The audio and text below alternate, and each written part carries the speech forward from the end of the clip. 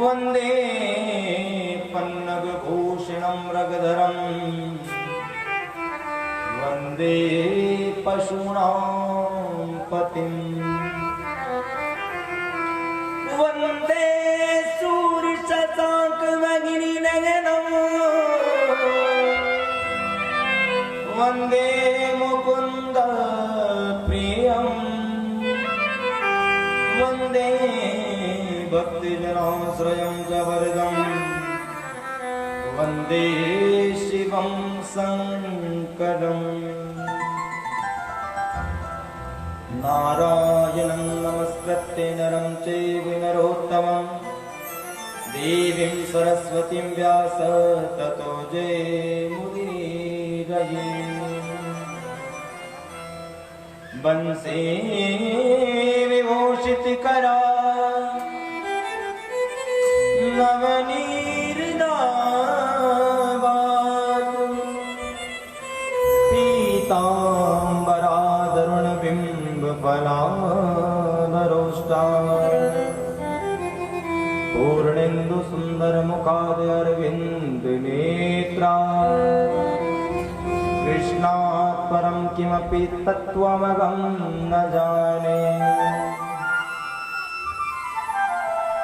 मनोजवं मारुततुल्यवेगं जितेन्द्रियं बुद्धिमतां वरिष्ठं वातात्मजं वानरयोधमुख्यं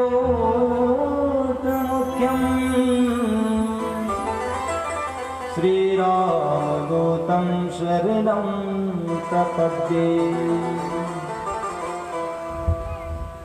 जय जय श्री राधा रमण जय जय नवल किशोर जय गोपी चित चोर प्रभु जय जय माखन चोर।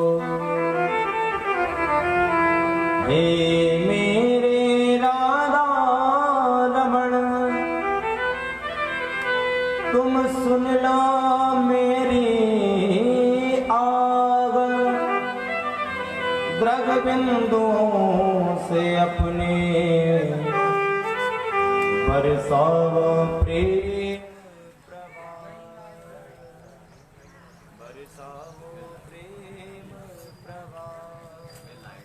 बोलिए सद्गुरुदेव भगवान की जय, बांके बिहारी लाल की जय, अलवेली सरकार की जय, ग्राम के सभी देवी देवताओं की जय। शिव नमः पार्वती पते हर हर महादेव, गिरिराज धरन की जय।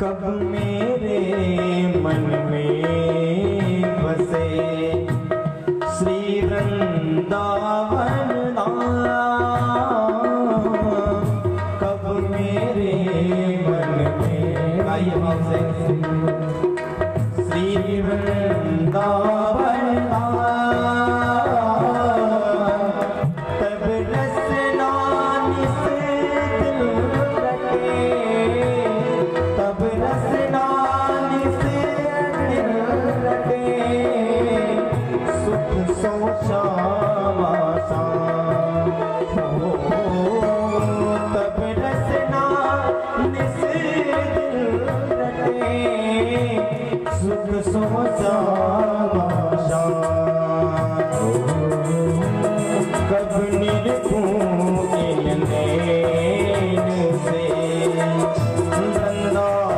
वन की धूल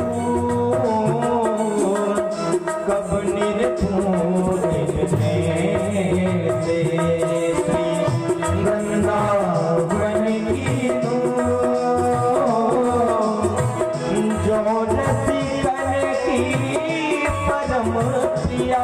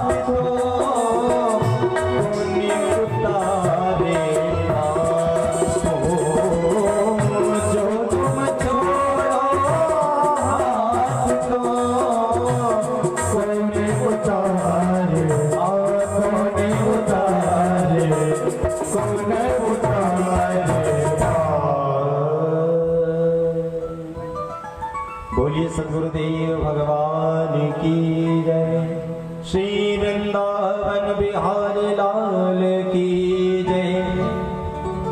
भूत वामन भगवान की जय। आइए परम मंगल में प्रार्थना अखिलेश्वर अकारण करुणावरणालय भक्तवांछा कल्पतरु तनिंदित विनिंदित पीतांबरधारी भगवान श्री बांके बिहारी की वांग्मय प्रतिमूर्ति श्रीमद् भागवत महापुराण एवं श्री राधिका रानी की मन की कृपा करुणा के द्वारा एवं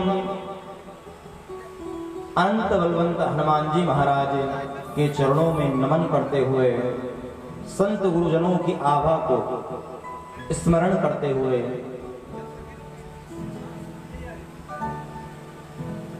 आज हम श्रीमद् भागवत महापुराण के इस चतुर्थ दिवस में प्रवेश कर चुके हैं। परमहंस चक्र चूड़ामणि भगवान सुखदेव जी महाराज एवं अनशन व्रत पारायण कर रहे ऐसे परीक्षित जी महाराज, उनको सभी को ध्यान में लाते हुए पांडाल में उपस्थित ग्राम पखरी एवं आसपास के ग्राम बरखेड़ा, खलीली, विसारती एवं जहां जहां से हमारे श्रोता पधारे हैं, भक्ति की पराकाष्ठा अर्चनीय वंदनीय मां सती, अनुसुईया, मीरा और मदालसा के चारों चिन्ह पर चलने वाली मातृशक्ति माताएं बहनें एवं इस भारत देश के युवा वर्ग, अगर भारत देश का भविष्य बनता है तो युवा वर्ग से और बिगड़ता है तो युवा वर्ग से, समस्त बाल गोपाल बंदों बाल रूप सोई रामो, मंच पर उपस्थित हमारे आचार्य जी, समस्त संगीत कलाकार एवं मेरी आवाज जो आपके कानों तक पहुंचा रहे हैं साउंड ऑपरेटर, और कैमरे के माध्यम से, इस विज्ञान के माध्यम से जो वीडियोग्राफी एवं फोटोग्राफी का कार्य कर रहे हैं भैया, और आज हमारे बीच में उपस्थित हुए हैं मेरे बड़े भ्राता परम श्रद्धेय महेंद्र शर्मा जी। आप सभी के अंतःकरण में विराजित परमात्मा की उस पावन छवि को मैं दंडवत करता हूँ, प्रणाम करता हूँ। एक बार अपने मुख से कहें, जय श्री कृष्णा, राधे राधे। सी राम मैं सब जग जानी, करहूं प्रणाम जोर जुग पानी। आप सभी को पुनः जय श्री कृष्ण। आइए ज्यादा विलंब न करते हुए सीधे आज कथा में प्रवेश करेंगे, क्योंकि आज सफर लंबा है, बड़ी दूर तक जाना है, क्योंकि आज बिहारी जी हमारे बीच में आने वाले हैं, और बिहारी जी आएंगे तो थोड़ा तो इंतजार करना पड़ेगा, और कहते भी हैं, सुना भी है, थोड़े इंतजार का मजा लीजिए। तो मजा नहीं, हमें आनंद लेना है, क्योंकि साक्षात आनंद स्वरूप परमात्मा ही हमारे बीच में आएंगे, उनका इंतजार हम सभी को करना पड़ता है। बंधुओं, जब हम किसी का इंतजार करते हैं, मन में धैर्य रखते हैं, तब जाकर ही परमात्मा मिलते हैं। बिना सहन शक्ति के परमात्मा नहीं मिल सकते। हम सोचे कि 2-4 माला करी, भगवान का नाम लिया, जैसे ही माला उठाई और जाप करने के बाद जैसे इस माला को रखा, सोचा कि तुरंत भगवान आपके सामने आ जाए, तो ऐसा कभी नहीं हो सकता। उसके लिए तो बड़ा इंतजार करना पड़ता है। कहते हैं कि शबरी माता ने 36,000 वर्षों तक भगवान राम का इंतजार किया। तो फिर बताइए, 2-4 माला में क्या भगवान आएंगे?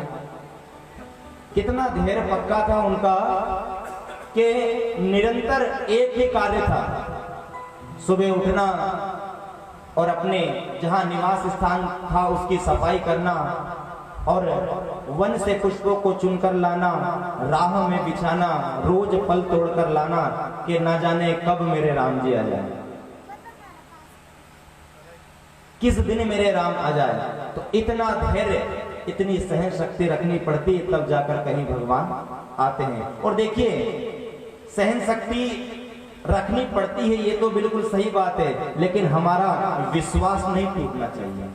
अगर विश्वास आपका पक्का है, तो जैसे गौतम नारी शाप वश उपल देह धरि धीर, चरण कमल रज चाहती, कृपा करो रघुवीर।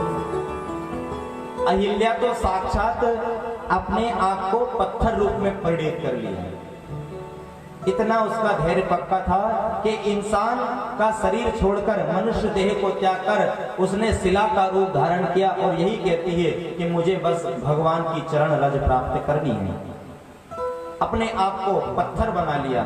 इतना धैर्य पक्का होगा, तब जाकर भगवान परमात्मा मिलते हैं। और हमें बस केवल आज परमात्मा का केवल और केवल 3 घंटे इंतजार करना है। ठीक 3 बजे भगवान बांके बिहारी हमारे बीच में आएंगे। बंधुओं, आज तो बड़ा सुंदर और पावन पुनीत अवसर है, जो आज समस्त ग्रामवासी हम मिलकर आज भगवान का इंतजार करेंगे कि आज हमारे बीच में छोटे से कन्हैया की झांकी आएगी। तो आज हमारा ये इंतजार करना ही उस परमात्मा का भजन बन जाएगा। कोई व्यक्ति किसी का इंतजार करता है, कोई समाज का इंतजार करता है, कोई परिवार का इंतजार करता है, लेकिन बंधु सच्चा भक्त वो है जो अपने बिहारी जी का इंतजार करता है। श्रेष्ठ भक्त वही होता है। आज हम सुंदर सुंदर वस्त्र पहनकर आए, पीले पीले वस्त्र पहनकर आए।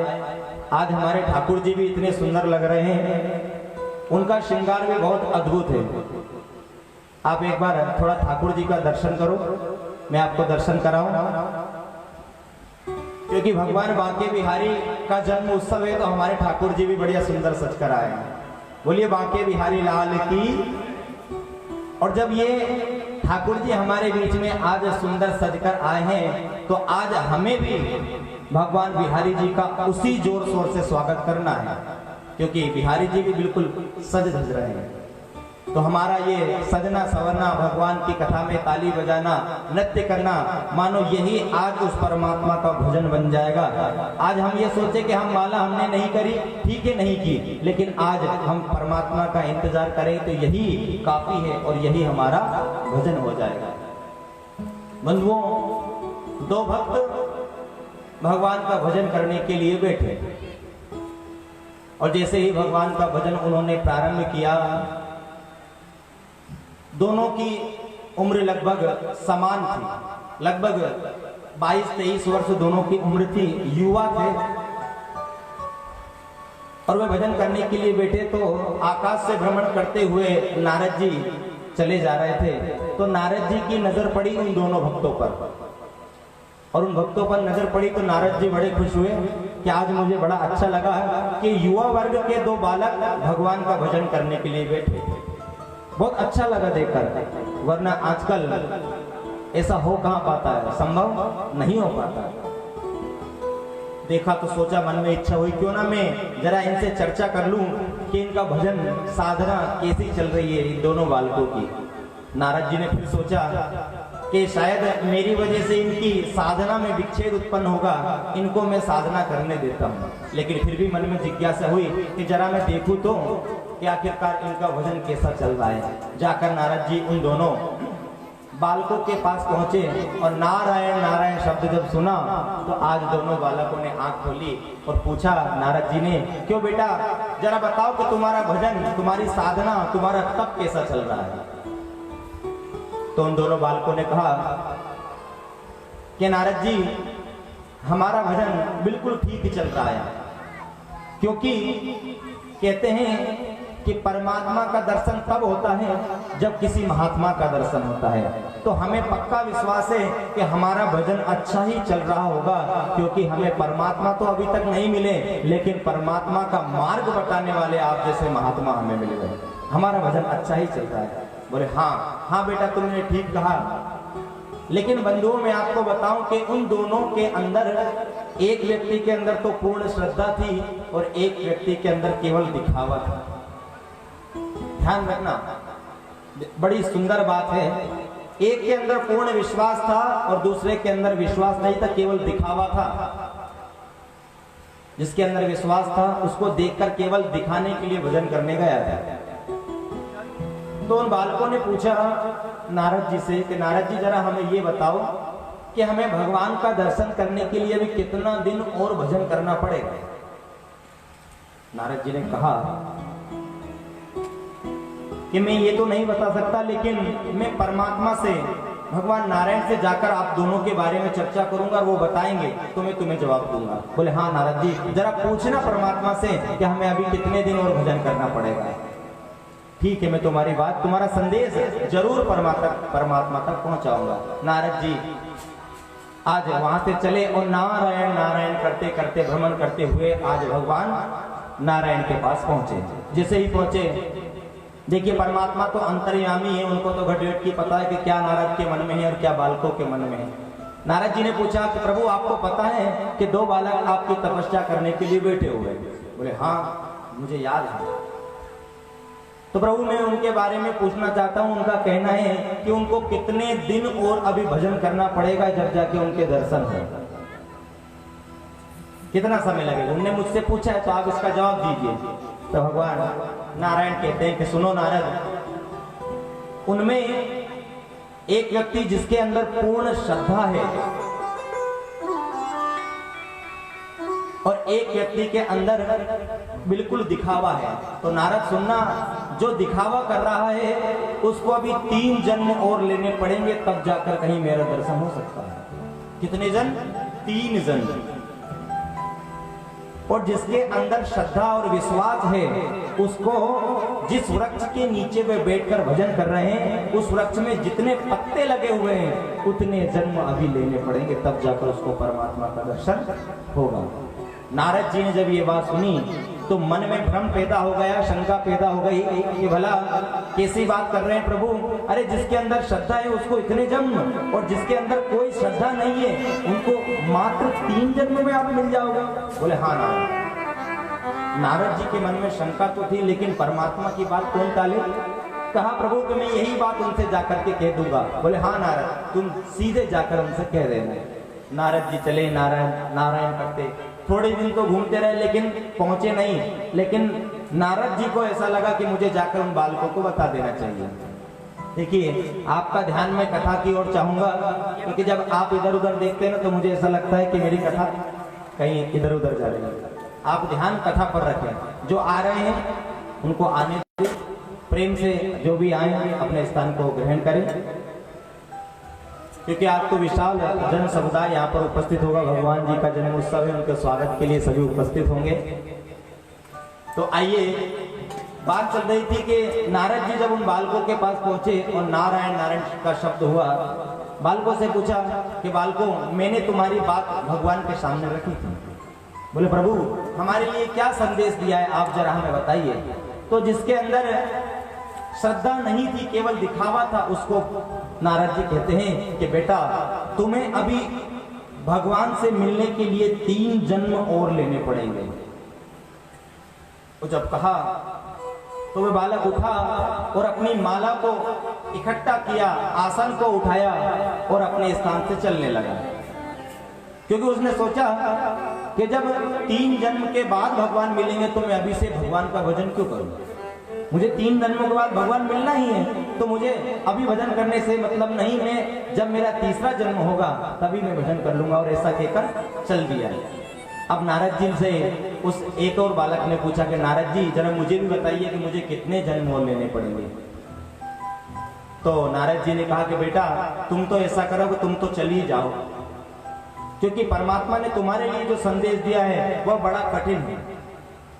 तुम तो अपनी आसन को उठाओ और तुम चले जाओ अपने स्थान से। नारद जी से कहा कि ऐसा क्या हुआ प्रभु, मुझे बताइए। तो बोले बेटा, तुम्हारे लिए भगवान ने ऐसा संदेश दिया है कि ये जो वृक्ष ऊपर देख रहे हो, जिसके नीचे बैठकर तुम तपस्या कर रहे हो, इसमें कितने पत्ते हैं, उतने ही तुम्हें जन्म लेना होगा, तब जाकर परमात्मा का दर्शन होगा। तो तुम चले जाओ।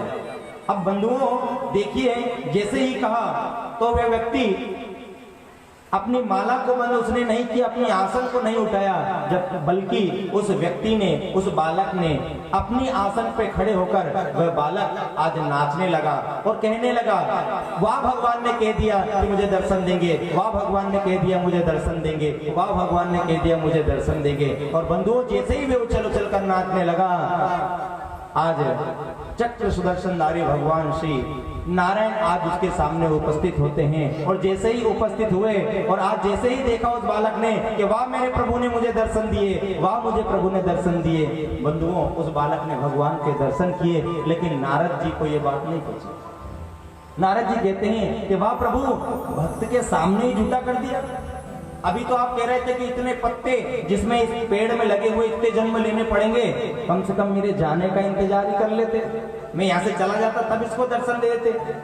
आज मुझे भक्त के सामने झूठा बना दिया आपने, ये बहुत गलत किया। बोले प्रभु, जैसा आपने कहा था ऐसा आप करते कहाँ हो, मुझे पता था कि आप छलिया हो और आप ऐसे ही छल करते हो। बोले ना, करना पड़ता है, ऐसे ही हम बिहारी का इंतजार सभी मिलकर करेंगे। बोलिए बांके बिहारी लाल की जय। हमें अभी इंतजार करना पड़ेगा। जैसे उन दो बालकों का विश्वास, एक का विश्वास प्रबल था, उसको भगवान मिले, लेकिन एक का विश्वास कच्चा था। यदि वह बालक जिसके अंदर विश्वास नहीं था वह वहां पर रुक जाता तो साथ साथ उसे भी दर्शन हो जाता, लेकिन वह तो चला गया, उसको 3 जन्म के बाद ही भगवान मिले होंगे, लेकिन उसको परमात्मा मिला। बंधुओं, आज बिहारी जी का जन्मोत्सव हम सभी बड़ी धूमधाम से मनाएंगे। कल हमने कथा श्रवण की थी कि भगवान शंकर ने किस प्रकार दक्ष को बकरे का मुंह लगाया था और वे यज्ञ सफल हुआ था, क्योंकि भगवान शंकर इतने क्रोध में आए कि वीरभद्र को प्रकट किया। उस वीरभद्र ने क्या किया बंधुओं, उस दक्ष का सिर ही काट डाला। सभी गए देवता और जाकर भगवान शंकर से प्रार्थना की कि प्रभु अगर ये यज्ञ सफल नहीं हुआ तो ना जाने क्या होगा, यज्ञ सफल आपको करना ही पड़ेगा। तो सभी देवता पहुंचे। बंधुओं, भगवान शंकर इतने भोले हैं, क्षणे रुष्टा क्षणे तुष्टा, रुष्टा तुष्टा क्षणे क्षणे। कभी तो धीरे धीरे तुरंत कभी गुस्सा हो जाते हैं तो कभी तुरंत भगवान प्रसन्न भी हो जाते हैं। इतने भगवान शंकर भोले हैं। और बंधुओं, बाबा तुलसीदास जी महाराज ने कहा है, कुंद इंदु समदेह उमा रमण करुणा अयन, जाहि दीन पर नेह करम कृपा मर्दन मयन। कि भगवान शंकर इतने भोले हैं जो दीनों पर दया तो करते ही हैं, लेकिन दीनों से प्यार भी करते हैं। और दीनों से प्यार करते हैं और उनसे इतना प्यार करते हैं कि यदि कोई सच्ची श्रद्धा और भक्ति भाव से यदि उनको भज ले तो उन पर कृपा करने के लिए साक्षात उपस्थित हो जाते हैं।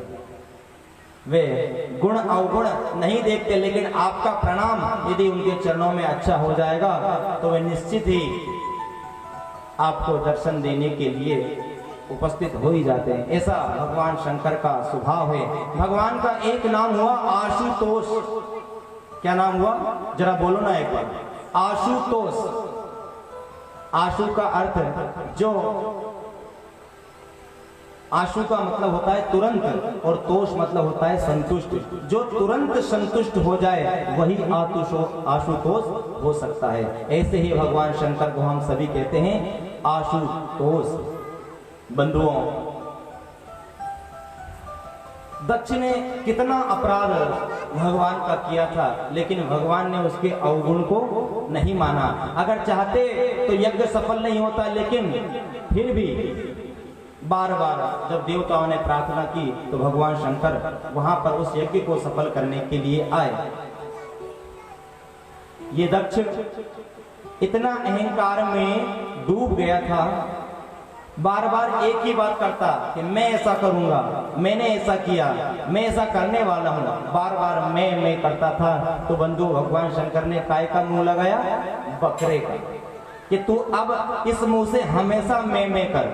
बंधुओं, ये अहंकार अभिमान व्यक्ति को अंदर से खोखला कर देता है। कहते हैं आदमी में से जब तक जुदा नहीं होता, आदमी के अंदर खुदा नहीं होता। जरा टटोल कर देखो इस दिल को यारो, भगवान से फासला बेवजह यूं ही नहीं होता। अरे आपके अंदर अहंकार भरा होगा तो भगवान कैसे मिल सकते हैं? अरे व्यक्ति का सुंदर स्वभाव होना चाहिए, व्यक्ति के अंदर स्वभाव सुंदर गुण होना चाहिए और उसमें क्षमा की शक्ति होना चाहिए। हमने पढ़ा भी है और हम गाते भी हैं कि शरीरस्य भरणम रूपम, रूपस्य भरणम गुणम, गुणस्य भरणम ज्ञानस्य और ज्ञानस्य भरणम क्षमा। अगर व्यक्ति का कोई गुण है, शरीर का कोई गुण है तो रूप अच्छा है तो सब देखते हैं, लेकिन रूप की शोभा कैसे है? गुण से। रूपस्य भरणम गुणम। अगर आपका रूप अच्छा है और आपके अंदर गुण नहीं है तो फिर क्या होगा? गुणस्य भरणम ज्ञानम। आपके अंदर गुण भी है, रूप है, लेकिन ज्ञान नहीं है तो भी शरीर किस काम का? और गुणस्य भरणम क्षमा, ज्ञानस्य भरणम क्षमा। यदि आपके अंदर ज्ञान भी है और क्षमा का भाव नहीं है, क्षमा करने का भाव नहीं है, तो फिर आपके शरीर का कोई मतलब नहीं है। बंधुओं, चाहे व्यक्ति कितना भी सुंदर हो, लेकिन उसका गुण अगर नहीं है उसमें, तो समझ लेना फिर वो किसी काम का उसका शरीर नहीं है। इसलिए भगवान शंकर ने दक्ष के उस गुण को भी वे भूल गए और जो अवगुण किया था उस अवगुण को भी भूल गए, लेकिन बस गुण को देखा कि कम से कम दक्ष ने अंत में आकर मुझे प्रणाम तो किया। बस यही देखकर भगवान शंकर खुश हो गए। जय शिव शंकर औघर दानी, जय शिव शंकर औघर दानी, जय शिव शंकर औघर दानी, जय शिव शंकर औघर दानी, जय शिव शंकर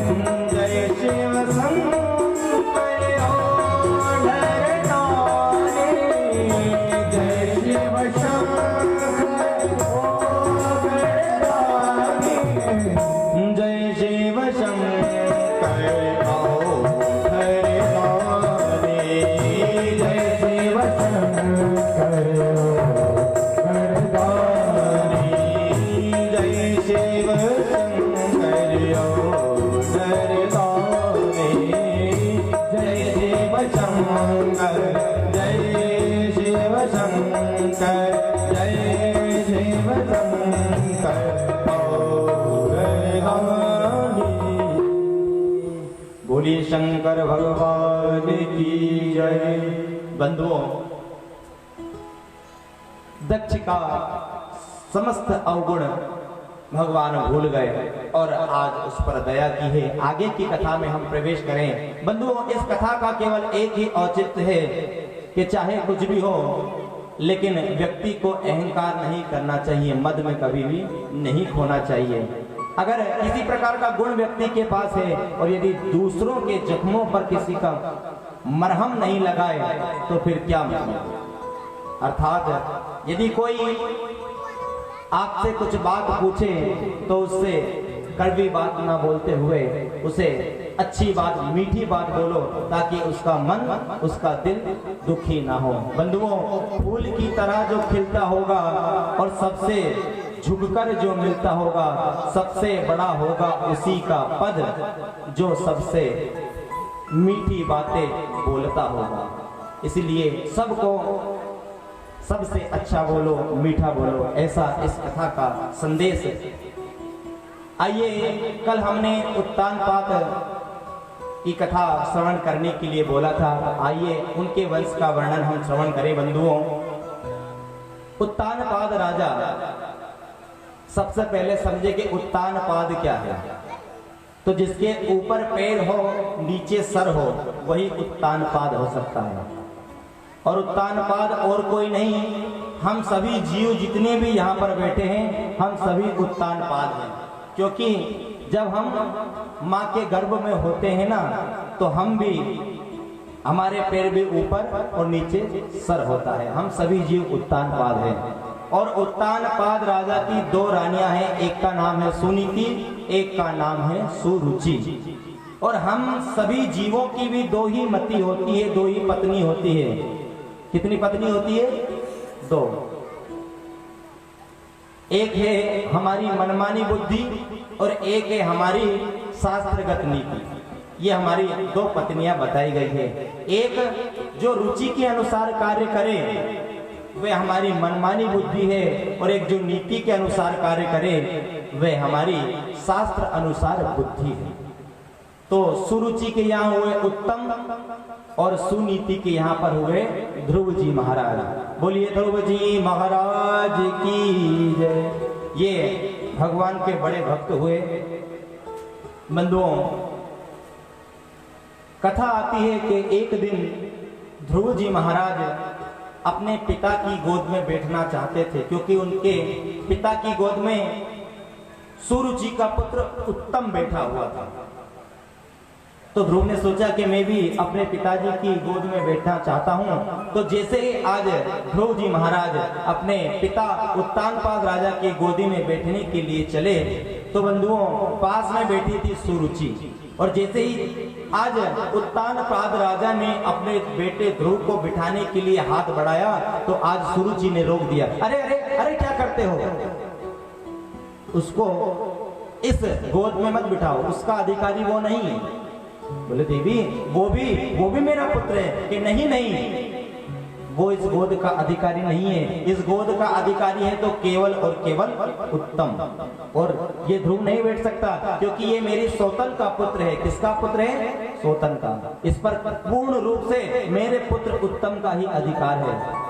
बताइए, एक छोटा सा 5 वर्ष का बालक हो और वह अपने पिता की गोद में बैठने जाए और कोई उतार दे तो उसे कितना दुख होगा।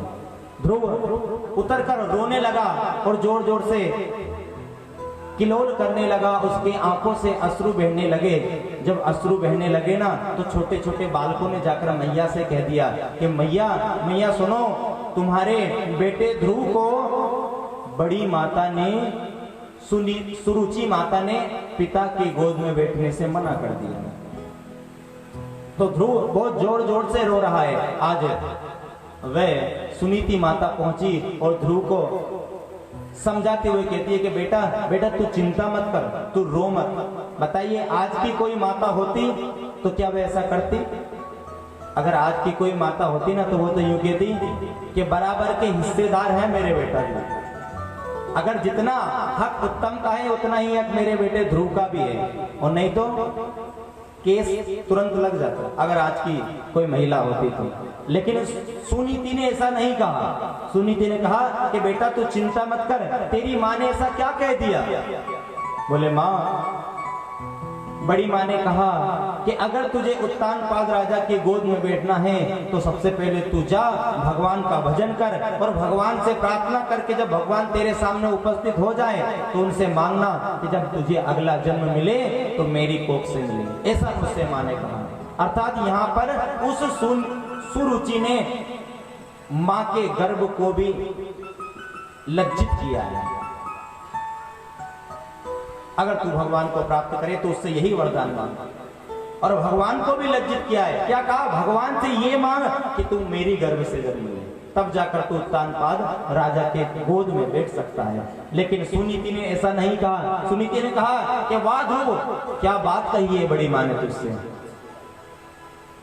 कितनी सुंदर बात कही है कि जाकर भगवान का भजन कर। अर्थात बेटा तू सब कुछ भूल जा, माँ ने जो सबसे अच्छी बात कही उस पर तू गौर कर। अर्थात बेटा तू तो केवल और केवल हंस बन जा। हंस का क्या गुण होता है बंधुओं? हंस का गुण होता है कि यदि आप दूध और पानी को दोनों को मिक्स करके रख दो तो हंस का स्वभाव होता है कि वह दूध ग्रहण कर लेता है और पानी को छोड़ देता है। तो बेटा ऐसे ही तू भी हंस बन जा, और जो अच्छी बात तुझे मिली है ना, वो अच्छी बात को जीवन में उतार ले और भगवान का भजन कर। जड़ चेतन गुण दोष में विश्व कीन करतार, संत हंस गुण गहनी पये परिहरि वारी विकार। अरे तू तो केवल हंस बन जा, सारे विकारों को छोड़ दे। बोले माँ जरा मुझे ये बता कि परमात्मा कैसे होते हैं और मिलते कहाँ हैं? अब बेचारा 5 वर्ष का बालक क्या जाने कि भगवान कहाँ है, कहाँ मिलते हैं, कैसे मिलते हैं। उसे तो बस केवल ये पता है कि भगवान होते हैं, लेकिन उसे पता नहीं पता। देखिए यहाँ पर प्रथम गुरु अगर बालक की कोई है तो केवल और केवल माँ है।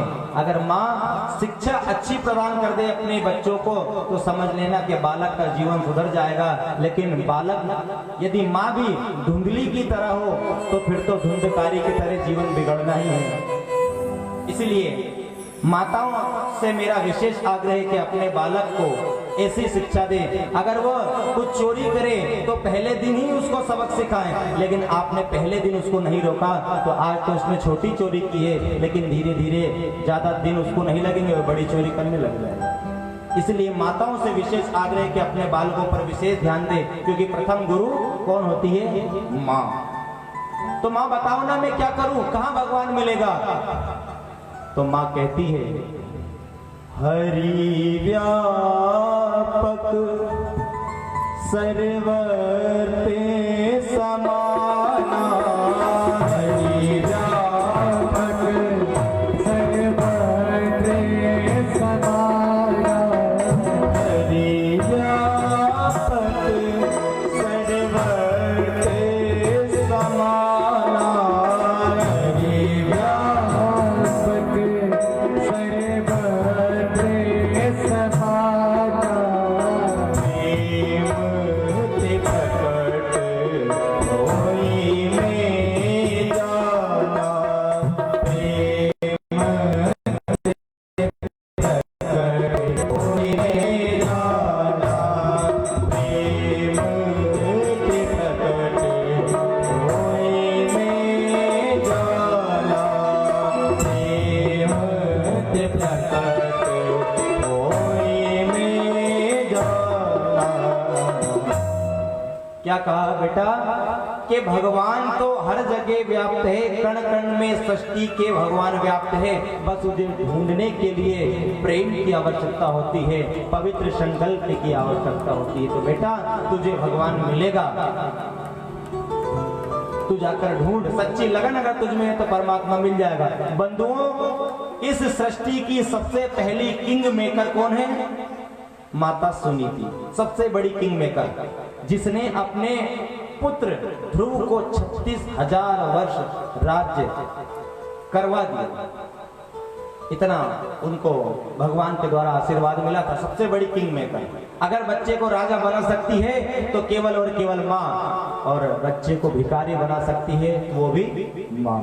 इसलिए अनुरोध माताओं से विशेष कह दिया कि बेटा तू जा और जंगल में जा, जंगल में जाकर भक्ति कर और पवित्र संकल्प लेकर भगवान से प्रार्थना कर, तुझे निश्चित ही भगवान मिलेगा। बंधुओं, यहाँ पर ध्रुव जी महाराज आज छोटे से चलते जा रहे हैं, अपने नन्हे नन्हे कदम से चलते जा रहे हैं, और चलते चलते क्या हुआ देखिए, अगर जो भगवान की ओर बढ़ जाता है तो उसको कोई ना कोई गुरु मिल ही जाता है। आज चलते चलते उस ध्रुव को कौन मिले? नारद जी महाराज। और उस बालक से पूछा कि अरे ध्रुव तुम कहाँ जा रहे हो? क्योंकि जानते थे उत्तानपाद राजा के यहाँ नारद जी का जाना आना होता था, तो पहचान गए। बोले ध्रुव तुम यहाँ कहाँ जा रहे हो? बोले हे संत, हे नारद जी, मैं भगवान का भजन करने के लिए जा रहा हूँ। बोले भगवान का भजन? तू 5 वर्ष का होकर भगवान का भजन करेगा? बोले हाँ प्रभु, मेरी माँ ने मुझसे कहा है कि मैं भगवान का भजन करूंगा और भगवान को प्राप्त करूंगा। बेटा ध्रुव, तेरे अभी खाने पीने के दिन है ध्रुव, तू वापस अपने राज्य को लौट जा, क्योंकि तेरे पिता के यहाँ कोई किसी प्रकार की कमी नहीं है, तू चला जा। बोले नहीं नहीं, मैं तो भगवान का भजन ही करूंगा, मुझे पता है। नारद जी ने खूब समझाया, लेकिन नहीं माने थे कि नहीं, मैं भगवान को प्राप्त करूंगा। यहाँ पर नारद जी परीक्षा ले रहे हैं, किसकी? ध्रुव की, क्योंकि सोच रहे हैं मन में कि वैराग्य व्यक्ति को आ जाता है, लेकिन वैराग्य क्षण भर में टूट भी जाता है। मन के मारे बन गए बन तज बस्ती माँ। कभी कभी तो घर में लड़ाई हो जाती है ना, तो ऐसी इच्छा होती है कि घर छोड़ो और निकल चलो।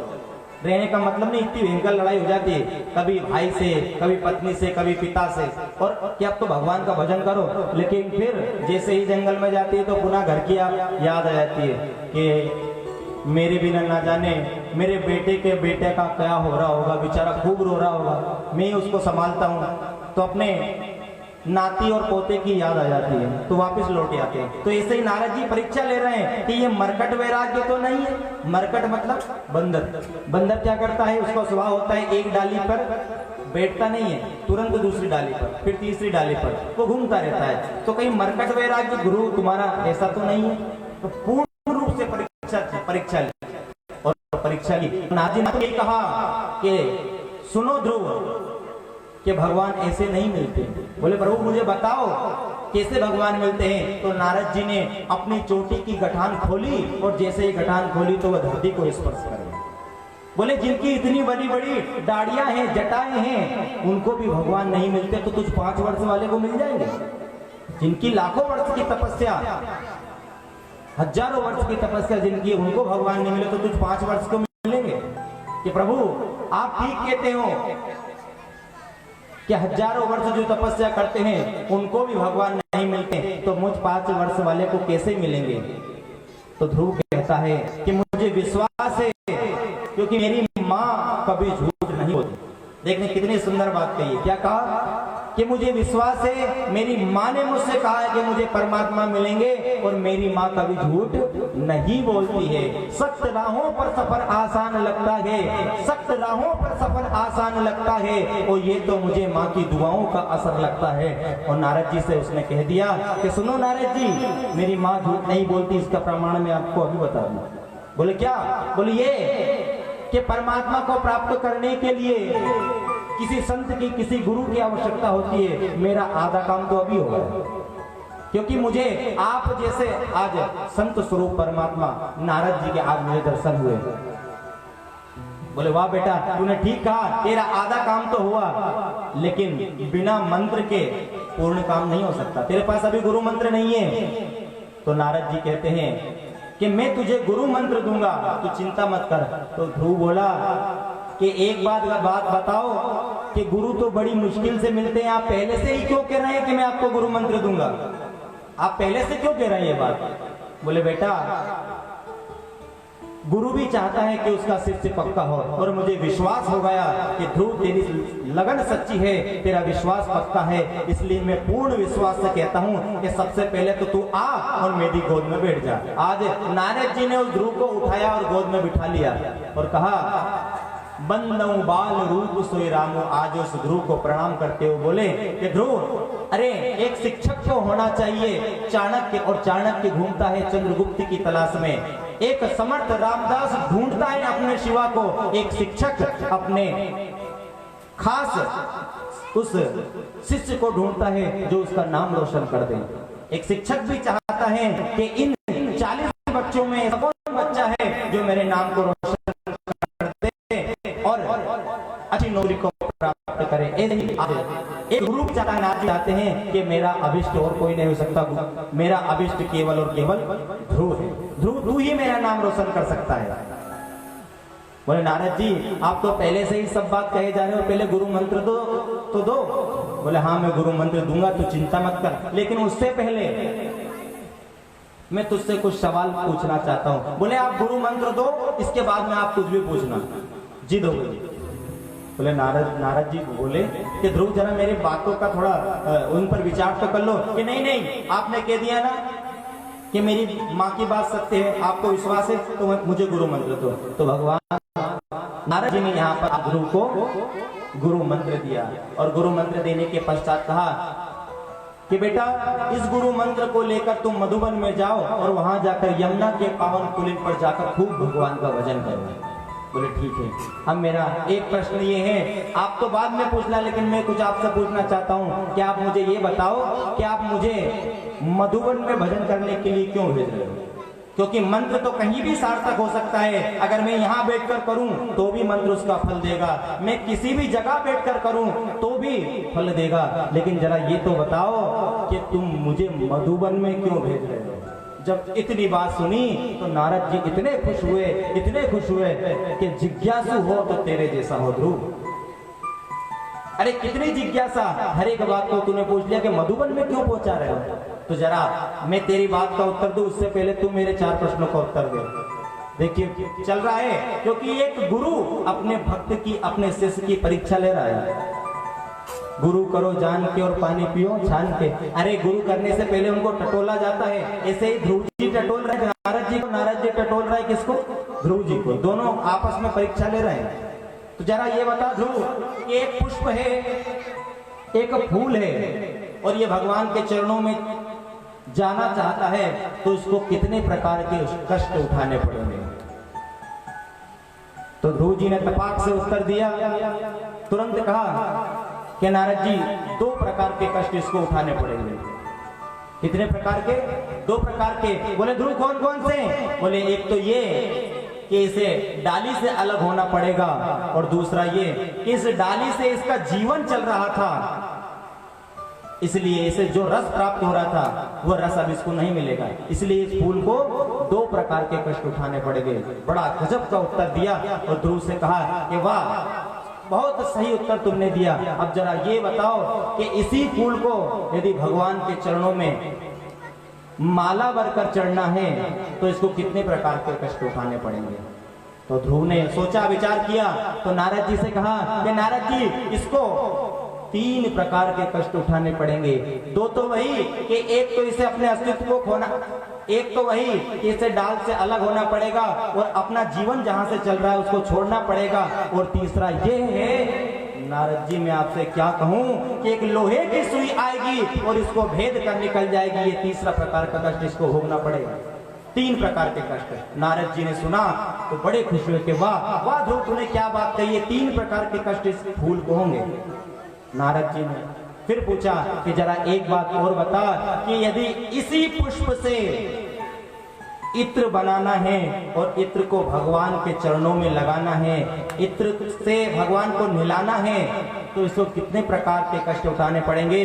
तो ध्रुव ने जैसे ही नारद जी का यह प्रश्न सुना तो ध्रुव ने अपने कान बंद कर लिए, और जैसे ही कान बंद किए और ध्रुव ने कहा कि महाराज जी ये आपने क्या पूछ लिया है? नारद जी ये आपने क्या पूछ लिया? इसका जवाब मैं नहीं दे सकता। बोले ध्रुव बता तो कितने प्रकार के कष्ट? तो वह कहता है ध्रुव कि क्या बताऊं, इसको अनेक प्रकार के कष्ट भोगने पड़ेंगे। इस फूल को पहले सुखाया जाएगा, पानी में उबाला जाएगा, इसको पीसा जाएगा, बिल्कुल इसका अस्तित्व जब समाप्त हो जाएगा तब जाकर कहीं एक बूंद जरा सी इत्र बनेगी, अर्थात ये फूल अपने अस्तित्व को पूर्ण रूप से खत्म कर देगा तब जाकर एक बूंद इत्र बनेगी। इसको अनेक प्रकार के कष्ट उठाने पड़ेंगे। तब नारद जी ने सुना कि वाह ध्रुव कितना सुंदर तूने जवाब दिया, इसको अनेक प्रकार के कष्ट उठाने पड़ेंगे तब जाकर कहीं ये इत्र बन सकता है। लेकिन ध्रुव एक अंतिम प्रश्न मेरा है जिसमें तेरी बात का उत्तर है। जो तूने पूछा मैं मधुवन में क्यों भेज रहा हूं उसका उत्तर। हाँ पूछो। तो नारद जी पूछते हैं कि इसी पुष्प से यदि मधु बनाना हो तो इसके कितने प्रकार के कष्ट उठाने पड़ेंगे? क्या बनाना हो? मधु। मधु का अर्थ होता है शहद। तो ध्रुव जी बड़े खुश हुए कि वाह प्रभु आपने तो बड़ी अच्छी बात पूछी है। अगर पुष्प से मधु बनाना है तो उस पुष्प को एक भी कष्ट उठाना पड़ेगा। तो एक भंवरा आएगा और भंवरा घूमता रहेगा घूमता रहेगा घूमता रहेगा और पुष्प पर आकर बैठेगा, उससे पराग को चूसेगा और चूस करके वह ले जाएगा और अपने छत्ते में जाकर उसको एकत्रित करेगा, और उसी छत्ते में से जो शहद लगे मिलेगी उसको यदि भगवान के चरणों में चढ़ा जाए तो किसी प्रकार का कष्ट उठाना नहीं पड़ेगा। तो दोनों सुनो ध्रुव, मैं मधुबन में तुम्हें इसलिए भेज रहा हूं क्योंकि उस फूल से मधु बनाने में कोई कष्ट उठाना नहीं पड़ता। ऐसे ही तुमने भी अगर तुम संसार को छोड़कर भगवान का भजन करने आए हो तो तुमने किसी से बैर नहीं पाला, तुमने किसी से दुश्मनी नहीं की। लोग भगवान का भजन करने जाते हैं तो लड़के जाते हैं, झगड़ के जाते हैं, छोड़ो परिवार को, अब मैं भगवान का भजन करने के लिए जा रहा हूँ, लड़कर जाते हैं। लेकिन बंधुओं यहाँ ऐसा नहीं है। तुमने किसी से बैर नहीं लिया, उसने किसी से लड़ाई नहीं की, सीधे आया। चाहता तो अपने पिता से हक मांग सकता था कि जितना हक उत्तम का है उतना ही हक मेरा इस राज्य पर है, मुझे आधा राज्य दे दो, बंटवा लेता। लेकिन नहीं आया। ऐसे ही मधुबन में इसलिए जा रहा है ध्रुव क्योंकि तूने संसार से बैर नहीं लिया, इसलिए मैं तुझे मधुबन में भेज रहा हूँ। बंधुओं आज ध्रुव जी और नारद जी के बीच में इतनी सुंदर ये बात हुई। मतलब जीवन में गुरु अगर श्रेष्ठ है तो वे सच्चा पथ प्रदर्शक हो सकता है, गुरु का नाम रोशन कर सकता है शिष्य। और गुरु यदि अपने गुरु मंत्र को शिष्य को दे दे और वह शिष्य उसे फलीभूत कर ले तो समझ लेना गुरु का नाम भी रोशन है और चेले का नाम भी रोशन है। तो ऐसा ही संत हमें चाहिए। कैसा संत? नारद जी की भांति हो ऐसा कोई संत मिले, ऐसा कोई संत मिले। कैसा? ओ मेरा तारे हरि से जोड़े, ऐसा कोई संत मिले। मेरा तारे हरि से जोड़े, ऐसा कोई संत मिले। मेरा तारे हरि से जोड़े, ऐसा कोई संत मिले। मेरा तारे हरि से जोड़े, ऐसा कोई संत मिले। ओ संत मिले,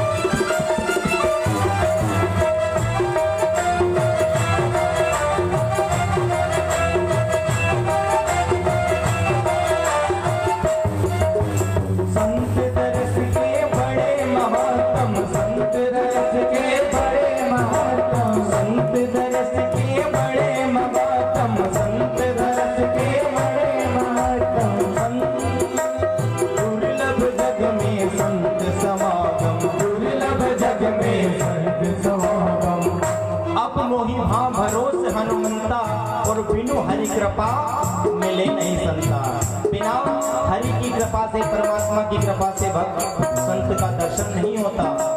संत दर्श के बड़े महात्म, संत दर्श के बड़े महात्म, दुर्लभ जग में संत समागम, दुर्लभ जग में संत समागम, हो दुर्लभ जग में संत समागम, दुर्लभ जग में संत समागम। मेरे मन का,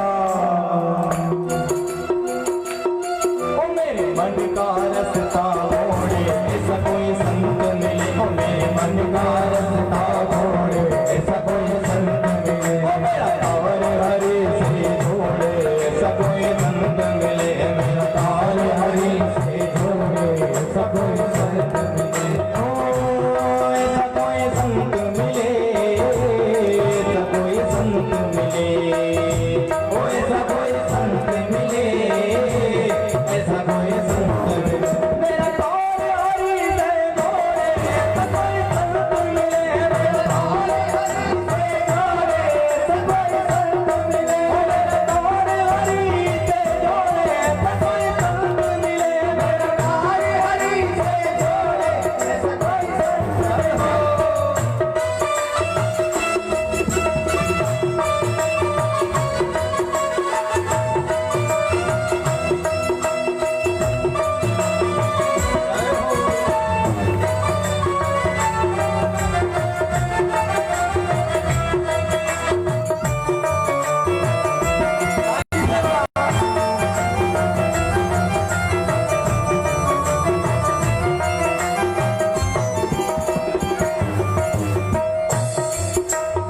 गुरु बिन भवनिधि तरहि न कोई, जो विरंच शंकर सम होई। यदि कोई शंकर के समान भी है तो वह गुरु ना हो उसके जीवन में तो फिर उसका कोई ठौर ठिकाना नहीं है। ओ भटकत भटकत पथ नहीं मिलता, भटकत भटकत पथ नहीं मिलता, भटकत भटकत पथ नहीं मिलता, भटकत भटकत पथ नहीं मिलता, मन मेरा रोके नहीं रुकता, मन मेरा रोके नहीं रुकता, ओ मन मेरा रोके नहीं रुकता, मन मेरा रोके नहीं रुकता, ओ भटकत भटकत पथ नहीं मिलता, भटकत भटकत पथ नहीं मिलता, मन मेरा रोके नहीं रुकता, मन मेरा रोके नहीं रुकता।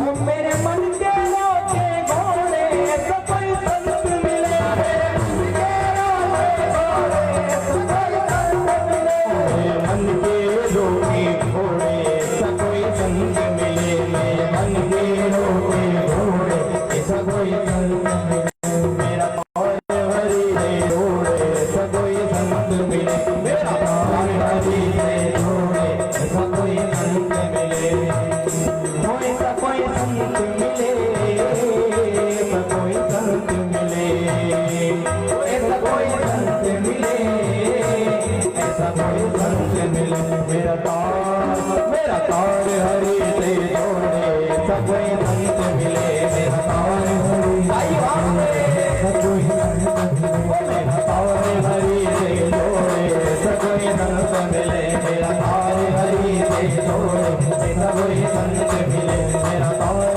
हरि से जोड़े, ऐसा कोई संत मिले, मेरा तार हरि से जोड़े, ऐसा कोई संत मिले, संत मिले, संत मिले,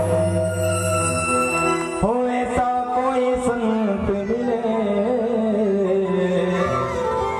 ऐसा कोई संत मिले, मेरा तार हरि से जोड़े, ऐसा कोई संत मिले। बोलिए सद्गुरुदेव भगवान की जय। तो जैसे नारद जी ध्रुव को मिले हैं, वैसे हमें भी कोई ऐसा सच्चा मार्ग बता दे, हमारा पथ प्रदर्शक हो, जो हम भी गुरुदेव महाराज का सानिध्य प्राप्त करके परमात्मा की उस छवि को निहार सके। ध्रुव जी महाराज ने खूब भजन किया, खूब भजन किया। बंधुओं, इतना पवित्र उन्होंने व्रत लिया, तिरा तांते प्राप्ते कपित बद्रासना, अर्थात उन्होंने 3 दिन का संकल्प लिया। 3 दिन तो क्या, केवल फलाहार करते है ना, और फिर अगले 3 दिन फलाहार को छोड़कर केवल जो दूर्वा होती है उसका जो रस है वह प्राप्त करते, और अगले 3 दिन फिर फलाहार करते, फिर दूर्वा के रस का पान करते। ऐसे 3-3 दिन का संकल्प लिया, और बंधुओं धीरे धीरे करके उन्होंने सारे आहार को छोड़कर केवल और केवल वायु का आहार किया। केवल क्या करने लगे? वायु को पीने लगे, हवा से जीवित रहने लगे।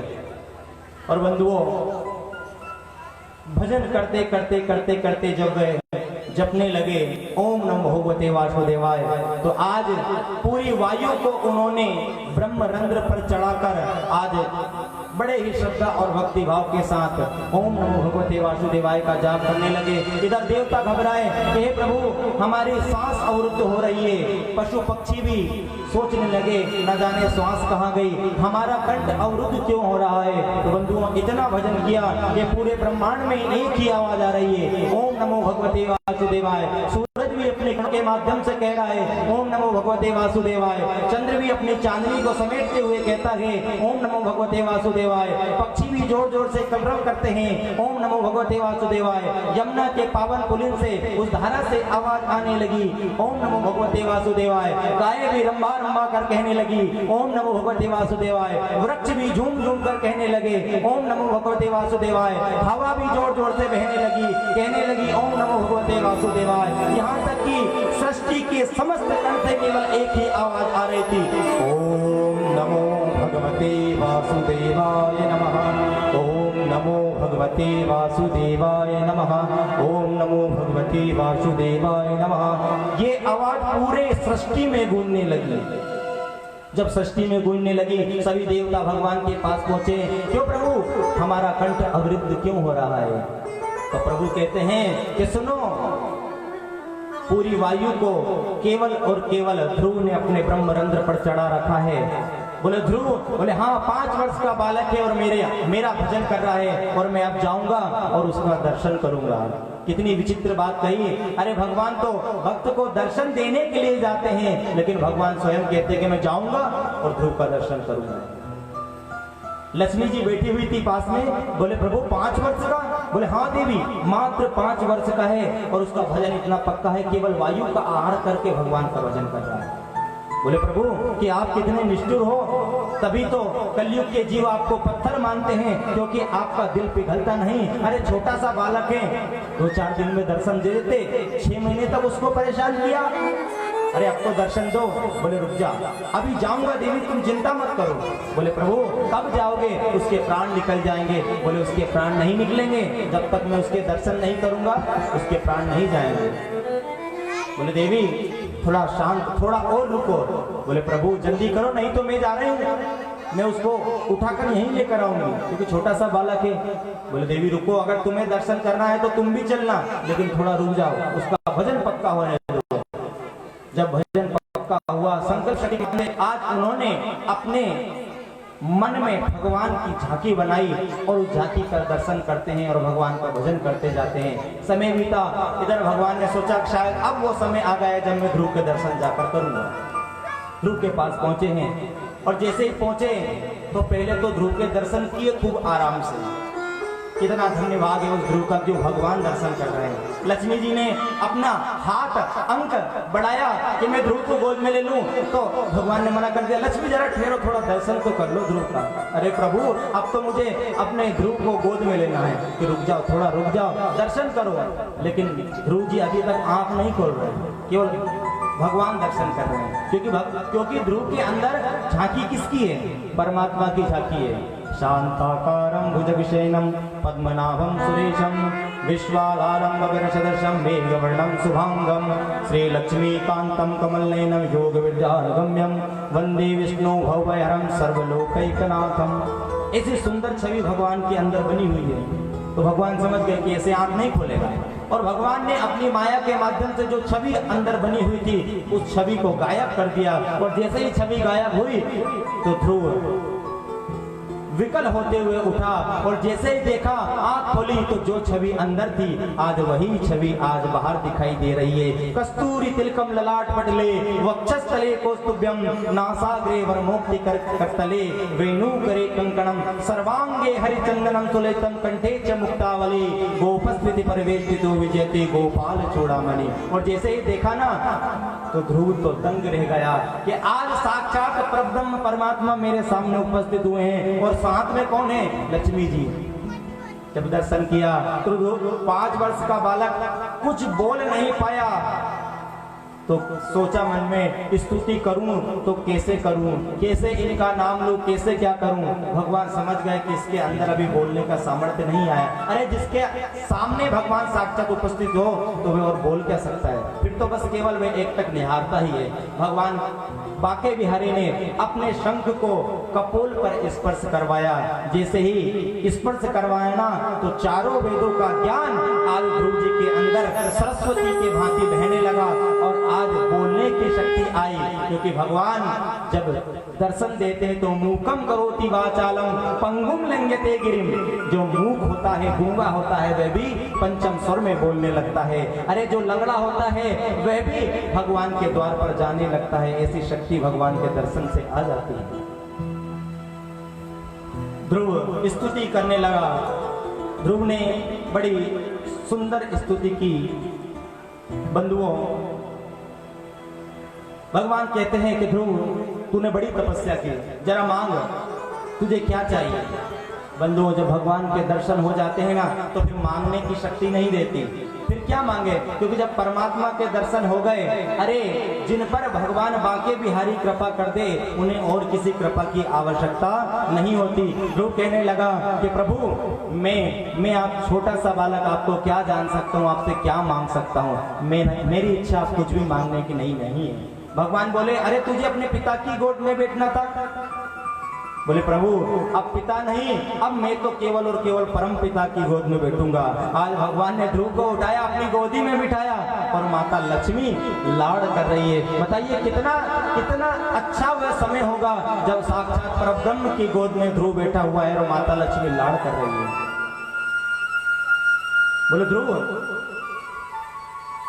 चिंता मत कर, जिस कारण तू राज्य को छोड़कर मेरा भजन करने के लिए आया, मैं बिल्कुल उस कार्य को भी पूरा करूंगा। लक्ष्मी जी भी लाड़ लड़ा रही है और भगवान ने अंत में कहा कि ध्रुव मैं तुम्हें 36,000 वर्षों का राज्य करने के लिए दूंगा। बंधुओं, बात ये आती है कि 36,000 वर्ष का ही राज्य क्यों दिया? 2, 5, 10 वर्ष का दे देते, 50 वर्ष का दे देते, 40 वर्ष का दे देते, 21 वर्ष का दे देते, 36 का क्यों दिया? तो बात यहाँ ये आती है, ये मुझे बिल्कुल बरोबर तो नहीं पता, लेकिन मैं अपनी बुद्धि और विवेक से एक बात कहूंगा कि जो समाज से, परिवार से 36 के आंकड़े समाप्त कर लेता है उसी को 36,000 वर्ष का राज्य मिलता है। हम कहते हैं ना कि उनका और हमारा तो 36 का आंकड़ा है, तो ये 36 का आंकड़ा यहाँ भी है तो वहां भी ध्रुव जी को 36,000 वर्षों का राज्य मिला। 36 लिखे कैसे जाते हैं? 36 हम लिखते हैं तो 3 का मुंह तो इधर होता है और 6 का मुंह उधर होता है, दोनों एक दूसरे को देखते नहीं है। 3 इधर होता है, 6 इधर होता है ना। तो जो अपने परिवार से भी मुख ना मोड़े और अपने परिवार को छोड़कर आए राजी खुशी से और भगवान का भजन कर ले, उन्हीं को 36,000 वर्षों का राज्य मिलता है। ये इसलिए 36,000 वर्षों का राज्य परमात्मा ने ध्रुव को दिया। और ध्रुव भी कहता है कि प्रभु आपको कोई समझने वाला नहीं है, आपको कोई जानने वाला नहीं है, आपको जानने वाला वही हो सकता है जिसको आप जनाना चाहते हो।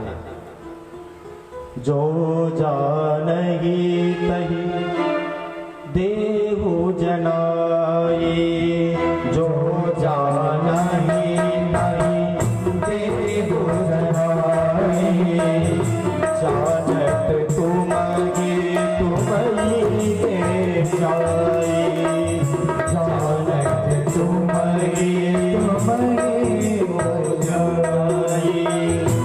उमादारु जोशित की नाई, उमादारु जोशित के नाई, सबगी नचावत